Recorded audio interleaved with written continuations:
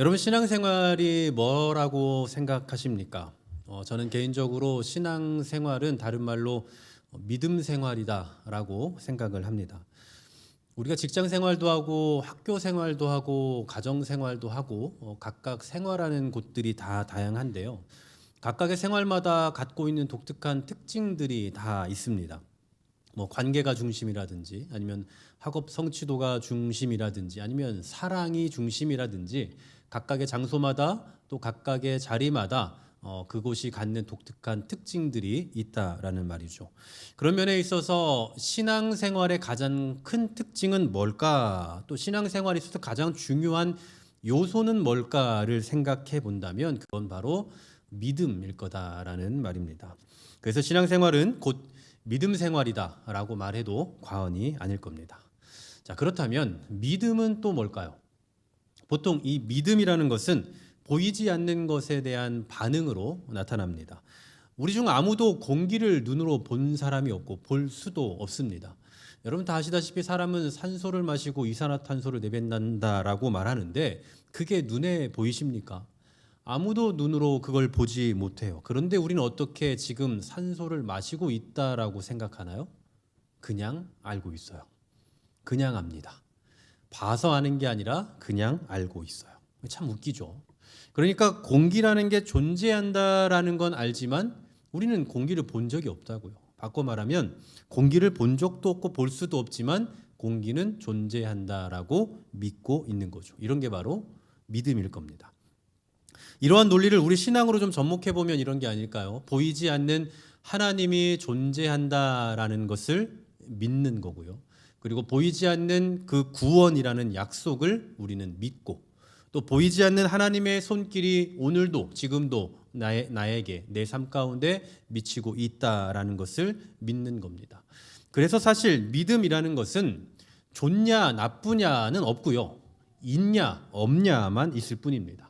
그러니까 믿음이 얼마만큼 있다, 어느 정도 좋다, 믿음이 저 사람은 좋아, 이런 건 없고 존재한다고 믿느냐 아니면 존재한다고 믿지 않느냐만 있다라는 거예요. 그럼에도 굳이 우리가 이 믿음의 분량에 대해서 말해야 한다면 그건 바로 하나님에 대한 확신도가 높냐 아니면 좀 낮냐에 따라서 분류를 할 수 있지 않을까 싶습니다. 그러니까 하나님에 대한 확신이 명확할수록 믿음이 좋다라고 하고 그 확신이 조금 불분명하거나 조금 연약하면 연약할수록 믿음이 적다라고 표현할 수도 있겠다는 말이죠.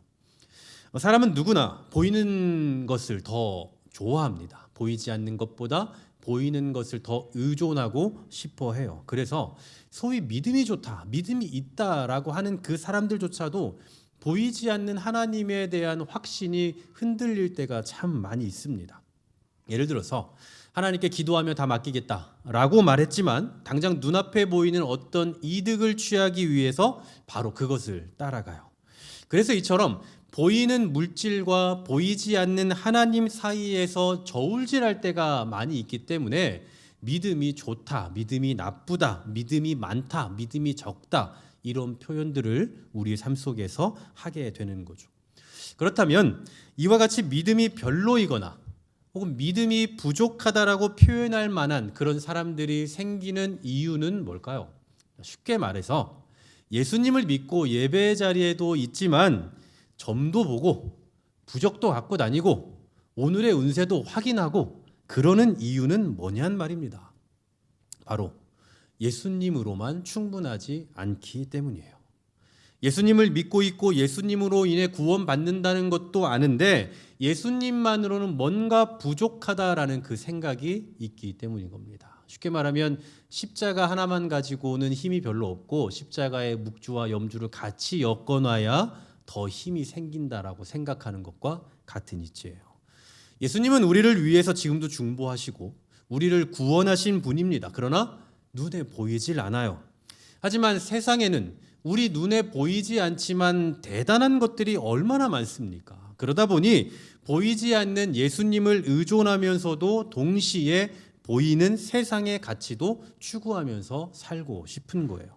여러분 이왕이면 보이지 않는 것보다 보이는 게 더 좋은 거 아니겠습니까? 그래서 사람들은 예수님 외에도 다른 보이는 무언가에 자꾸 의존하고 싶어 한다라는 거죠. 바로 오늘 우리가 읽은 이 골로새서가 이런 신앙인들, 십자가 하나만으로는 좀 부족하지 않나라고 느끼는 그 신앙인들에게 주시는 도전의 말씀입니다. 다시 말해서 예수님만으로는 좀 부족해요라고 느끼는 그 신앙인들에게 던지는 도전이라는 거죠. 바울이 이 골로새서에서 유독 계속해서 강조하고 있는 주제가 하나 있습니다. 그게 뭐냐면 예수 그리스도의 영광스러움이에요. 영광스러움. 그분이 얼마나 영광스러운 분인지, 만물의 주인이 되시고 교회의 주인이 되시고 모든 만물의 회복을 이루는 분이다. 이 얘기를 이 골로새서에서 계속해서 강조해요. 왜 유독 바울이 여기에서 예수님의 영광스러움을 강조하는 걸까요? 그 이유는 방금 아까 말씀드렸죠. 독자들이, 이 골로새서를 받는 성도들이 예수님 한 분만으로 뭔가 부족하다고 느끼는 사람들이기 때문이에요. 다시 말해서 예수님 한 분만으로는 충족을 느끼지 못하는 그 사람들에게 하는 말이, 예수님은 모든 만물의 주인이시니 그분만으로도 충분하다. 그러니까 그거 깨달아라. 이것을 말하고 있다는 거예요.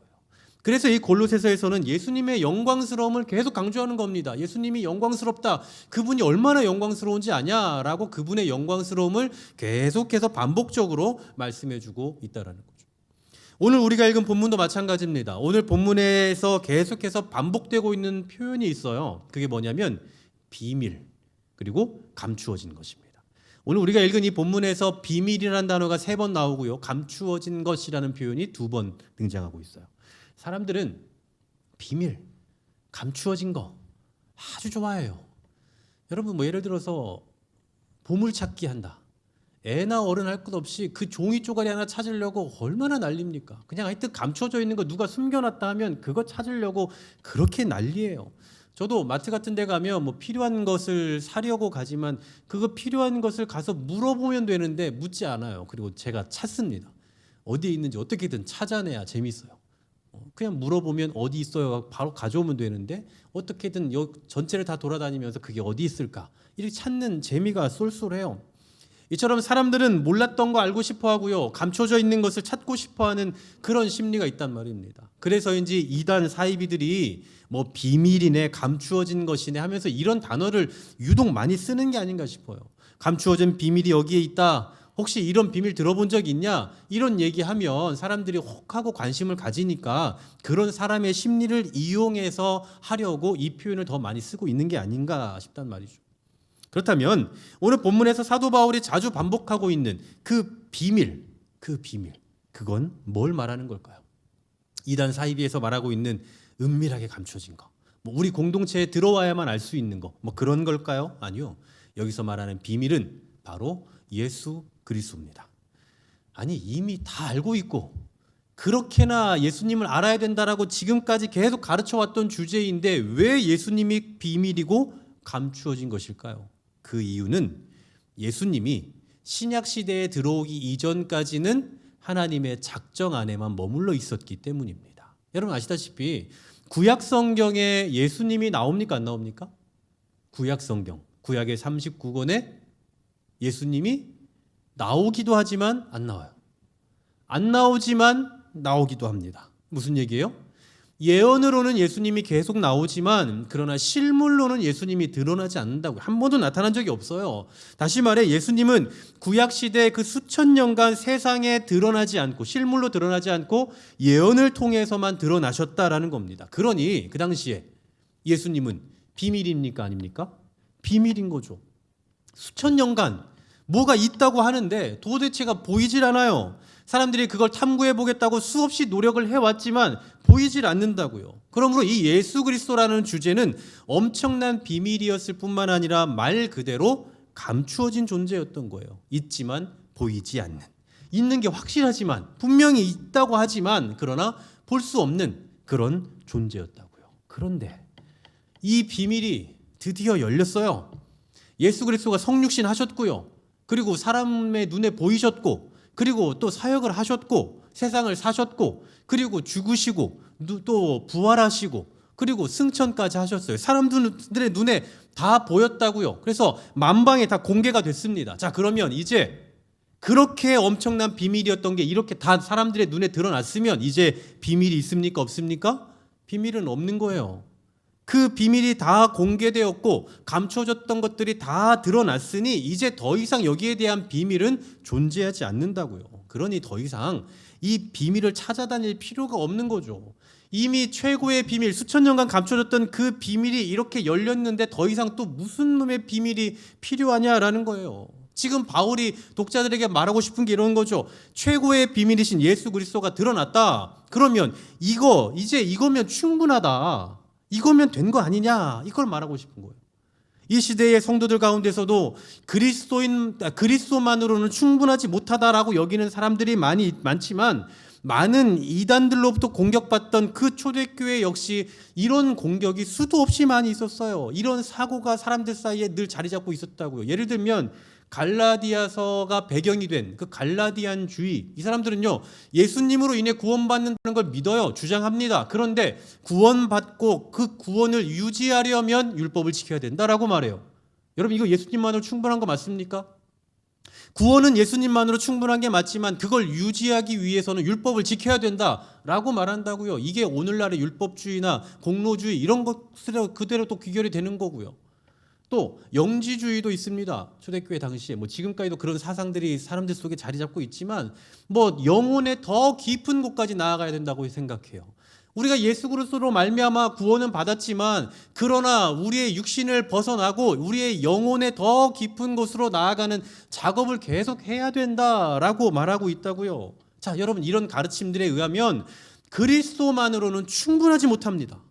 그리스도도 좋지만 거기서 머물면 안 되고 거기서 한 걸음 더 나아가 깊은 영적 가르침을 깨달아야 된다. 그 깨달음에 이르러야 된다라고 말해요. 그러니까 당시의 이단들은 예수 그리스도 말고 또 비밀이 있다라고 계속 말하고 있다라는 거예요.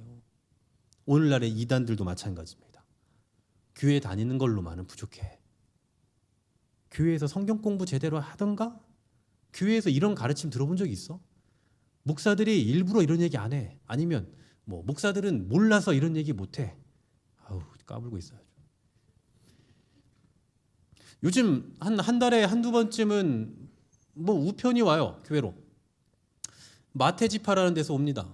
저는 12지파는 알아도 마태도 지파가 있는지는 처음 들어서 뭐 하는 지파인가 싶었는데 성경 한번 펴놓고 대화할 준비가 되었으니 연락을 달라. 이런 내용이에요. 성경을 지멋대로 해석하는 사람들과 성경을 펴놓고 대화하면 여러분 대화가 될까요? 예수를 그리스도로 믿는 사람과 예수를 이시성을 가진 어떤 사람으로 믿는 사람하고 똑같이 성경 펴놓고 얘기하면 그 대화가 됩니까? 제가 이길 자신이 없어서가 아니라 시간 낭비하기 싫어서 상대를 안 하고 있습니다. 그리고 정말 떳떳하면 진짜 준비가 돼 있으면 차라리 교회 문 열고 두드리고 와서 절 만나서 얘기를 하든지 주고 가든지 하면 되는데 왜 편지를 놓고 갈 때 슬그머니 조심스럽게 놓고 가는지도 잘 모르겠어요. 그런데도 무슨 비밀이네 어쩌네 하면서 자기들만 비밀을 풀 수 있다라는 식으로 말하는데 이런 가르침을 오늘 사도 바울은 뭐라고 표현하냐면 교묘한 말이라고 표현해요. 교묘한 말. 자, 오늘 본문 4절 한번 보시겠습니까? 4절에 이렇게 말씀해요. 내가 이것을 말하면 아무도 교묘한 말로 너희를 속이지 못하게 하려 함이니. 자, 아무도 교묘한 말로 너희를 속이지 못하게 하려 합니다. 이게 무슨 말입니까? 자꾸 예수님 외에 또 다른 비밀한 것이 있다고 가르치는 사람들에게 속지 않게 하려고 이 비밀을 내가 말한다. 이 얘기예요. 이해 가십니까? 무슨 말인지? 쉽게 말하면 이거면 충분하니까 다른 것에 현혹되지 마. 이거면 됐어. 그러니까 다른 교묘한 말에 속지 마. 이걸 말하는 거라고요. 사람들은 본능적으로 뭔가 감춰져 있으면 그거 열어보고 싶어 해요. 여기 대단한 진리가 있으니까 이거 한번 열어보세요. 이러면 아무도 안 봐요. 성경책 펴놓고 여기 진리가 있어요 라고 말하면 사람들이 있습니까? 안 보잖아요. 그런데 이거 보지 마세요. 보면 죽어요. 큰일 나요. 진짜 안 돼요. 하면 어떻게든 열고 싶어 해요. 호기심이 있어서. 사람들이 자꾸 이단으로 빠지는 이유가 바로 여기 있습니다. 그동안 평생 교회 다니면서 들었던 말씀은 이제 그냥 그게 그거 같거든요. 근데 이단들은 그동안 듣고 배웠던 것들과는 전혀 다른 이야기들을 막 해요. 너무 새로운 거죠. 이제야 내가 참 진리를 깨달은 것 같고 이제야 성경이 눈에 들어오는 것 같다라고 그렇게 착각하는 겁니다. 여러분, 이단이나 사이비들이 여러분에게 반드시 하는 말 중에 하나가 이런 말들이에요. 야, 여기 와봐. 난 평생 교회 다니면서 이런 얘기 한 번도 들어본 적이 없어. 난 그동안 교회 헛다녔어. 이런 얘기들 맨날 해요. 한마디로 말해서 감춰졌던 진리를 드디어 알게 되어서 내 신앙이 더 깊어졌다. 그러니까 너도 일로 와서 들어야 더 깊어질 수 있어 라고 그렇게 착각을 하고 있는 겁니다. 이처럼 예수님만으로는 부족하다고 말하는 사람들은 자꾸 예수님 말고도 더 비밀한 게 있다라고 가르치고 사람들은 또 그 비밀을 파헤쳐 보겠다고 그 가르침에 계속해서 매료되는 거예요. 바로 이런 사람들에게 오늘 사도 바울이 말하고 싶은 거 3절입니다. 3절. 우리 3절을 같이 한번 읽어봅니다. 시작. 그 안에는 지혜와 지식의 모든 보화가 감추어져 있느니라. 아멘. 예수 그리스도 안에 모든 보화가 감춰져 있다고요. 그지 다른 비밀한 거 찾을 필요 없고 뭔가 새로운 걸 추구할 필요도 없어요. 이미 예수님이 비밀이고 예수님을 아는 것이 그 비밀을 아는 것이기 때문에 또 다른 무언가를 찾고 구하고 할 필요가 없다란 말입니다. 그래서 바울은 이렇게 권면하는 거예요. 6절, 7절 또 다시 읽어봅니다. 시작.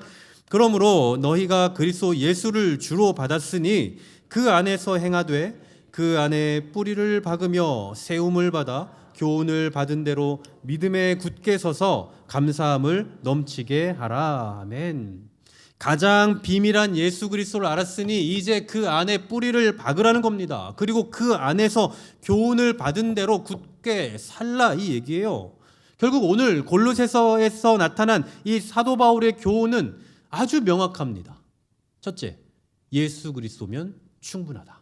둘째, 그러니 그 믿음 안에 뿌리 박아라. 할렐루야.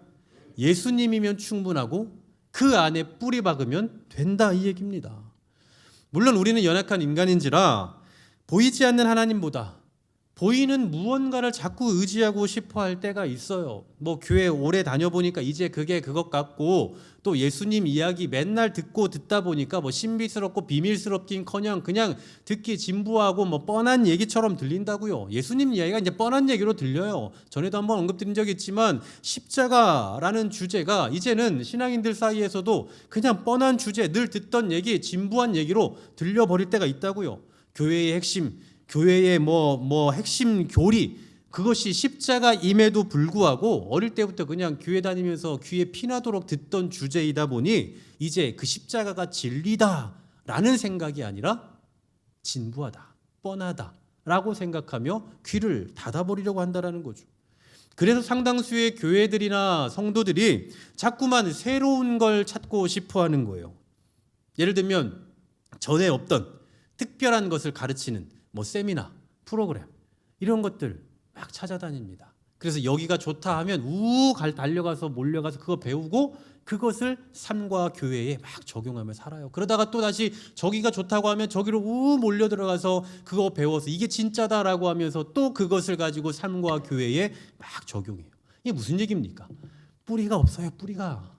예수 그리스도 안에 뿌리를 박고 그 가르침만 가지고 살아가야 되는데 자꾸 거기에서 파생된 다른 것들에 빠져서 마치 그것이 진리인 것 마냥 착각하면서 그것이 최고인 것 마냥 생각하면서 드러내면서 살고 있다라는 거예요. 저도 이쪽 계통에서 알아주는 것들을 다 해봤습니다. 이쪽 계통에 유명하다라는 거, 목회자들이 해야 된다라는 그런 프로그램들 정말 다양한 것들을 다 해봤고 또 그런 것들을 제가 공식적으로 가르칠 수 있는 강사 자격도 제가 되게 여러 가지들을 가지고 있어요. 우리 교회 훈련 프로그램이 DLS인 거 아십니까? DLS 혹시 모르시면 주보 참고하셔서 외우셔야 돼요. DLS, Discipleship, L은 뭘까요? Life, School. 우리는 알미 삶이 되는 교회 아닙니까? 그래서 우리의 제자됨이, 우리의 제자도가 좀 삶에서 나타나는 그런 학교가 되면 좋겠다 해서 DLS를 만들어 봤는데 이것을 제가 만들면서 제가 그동안 받았던 제가 해왔던 그 교육들을 한번 쭉 모아서 그 중에서 우리 교회에 현재 우리 성도들에게 가장 맞는 것들이 뭘까를 좀 고민하면서 이걸 한 4년 정도 프로그램으로 만들어낸 거예요. 제가 그동안 해왔던 것들을 한번 좀 다 모아봤어요. 제가 배웠던 거, 뭐 제가 강사로 할 수 있는 그런 것들을 다 모아보니까 이거 한 십몇 년을 하겠더라고요. 그 과정을 만들면 십몇 년 정도는 만들 수 있겠더라고요. 그런데 그런 거 다 이것저것 다 빼고 우리에게 좀 어울리는 우리 분위기에 맞는 것들을 좀 구성하다 보니까 한 4년 정도 프로그램 되겠다 싶긴 한데, 가만 생각해 보니까 제가 그동안 그걸 배우고 이수하고 했던 그때를 생각해 보니 중요하지 않은 게 단 하나도 없더라고요. 왜냐하면 제가 그때 그 훈련들을 할 때마다 늘 듣던 얘기가 이게 교회의 본질이다, 이게 성경적인 거다, 늘 그런 얘기를 들으면서 배웠거든요. 쉽게 말하면 그런 프로그램을 도입해서 하는 교회가 건강한 교회고, 그것을 하지 않는 교회는 뭐 건강하지 않다라고 말하지 않지만 뭐 건강을 확보하기 어렵다, 뭐 이제 이런 식으로 애들로 표현을 하기도 했던 기억이 나요. 물론 그런 훈련들과 그런 프로그램들을 통해서 교회가 건강하게 세워져 갈 수 있고 그리스도의 좋은 군사를 만들어 갈 수 있다라고 저도 생각을 합니다. 그래서 저도 교회는 훈련이 필요하다라고 생각하는 사람이에요. 하지만 그게 본질은 아닐 거다라는 거죠. 본질은 아니다. 막말로 여러분, 이게 진짜 본질이라면 그럼 우리는 뭘 선택해야 될까요? 이것도 있고 저것도 있고 뭐 여러 가지 본질이 있는데 뭐 선택해야 됩니까? 여기 가면 이게 본질이라고 말하고 저기 가면 이게 본질이라고 말하고 여기에서 배울 땐 이게 본질이라고 말하는데 도대체 뭘 우리는 선택해야 되냐고요.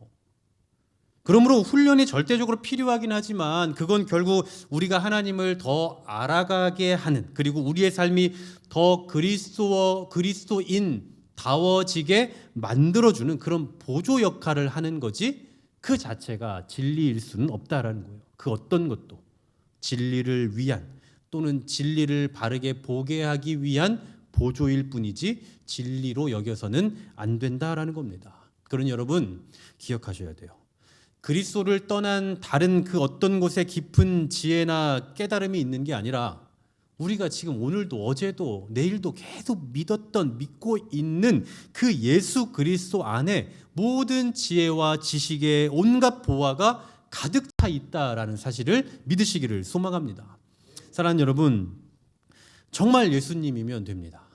예수님이면 돼요.